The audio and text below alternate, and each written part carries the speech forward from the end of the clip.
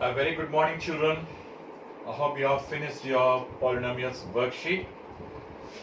Now, the next topic is linear equations in two variables.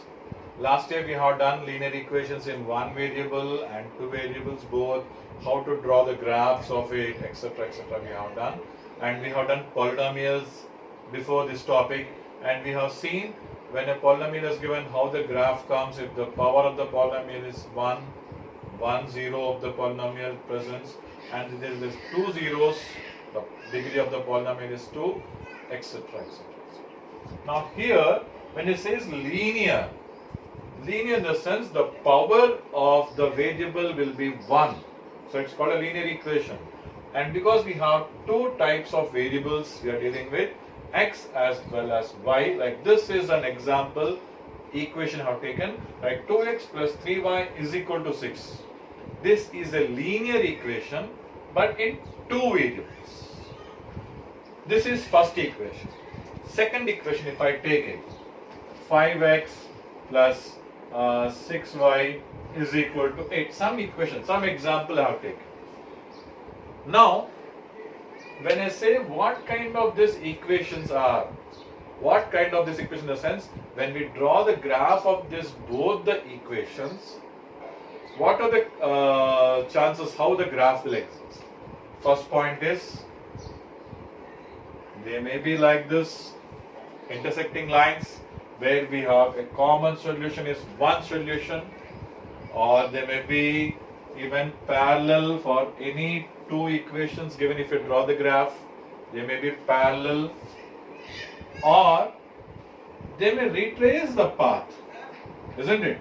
First line, second line are retracing on the same path. That also can be. Now, in this chapter, we are going to first deal with the concept of when two equations are given to you, we need to identify whether they have one solution, no solution, or infinite number of solutions. Here solution in the sense common point is called the solution. So here, because these two intersecting lines has only one common point, so I say that it has only one solution. Here they don't intersect at all, so they don't have a common point. That is why I say that they have no solution. Here there are many points where they are intersecting, so infinite solutions.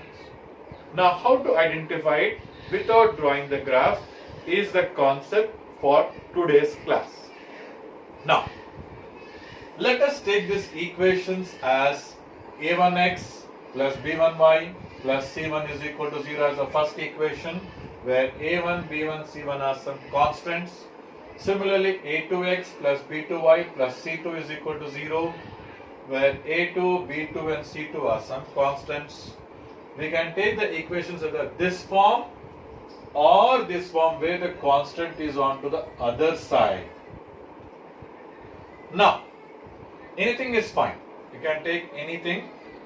The formulas are the rules which we have to identify, how to identify this category. First thing is, we need to take the ratio of the coefficients of the x variable. What is the x variable coefficient here? A1. Other coefficient? A2. A1 by A2 you calculate. It may be in rational number, just leave it in rational numbers. Need not change it into decimal form.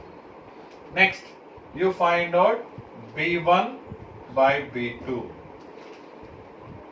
Next, similarly C1 by C2. You can do it either for this or this, choice is yours. I have chosen this equations, this set of equations. Now, when you find that the first ratio, x coefficients ratio, A1 by A2, this is case 1.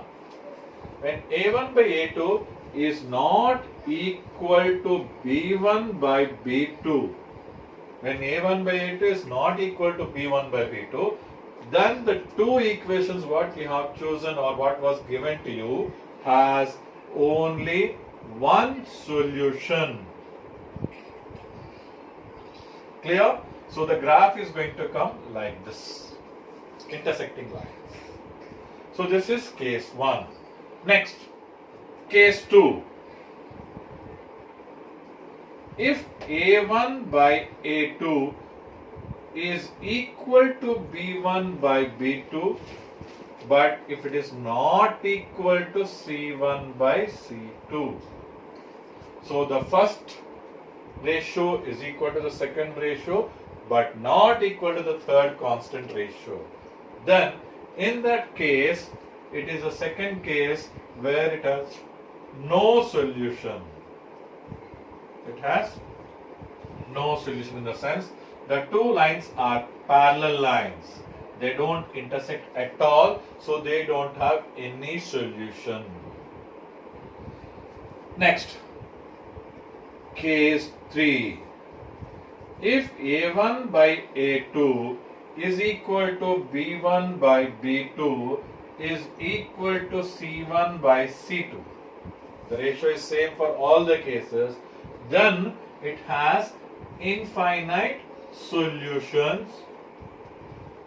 That is, they retrace the path, the same thing. Like for example, I'll give for this. If we have first equation as 2x plus 3y is equal to 6, multiply whole thing with some other constant. Like if I multiply this with some number 5 on both sides. So you get 10x, 15y is equal to 30.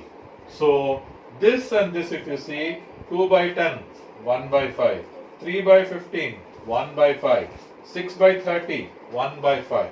So this is an example for having infinite number of solutions.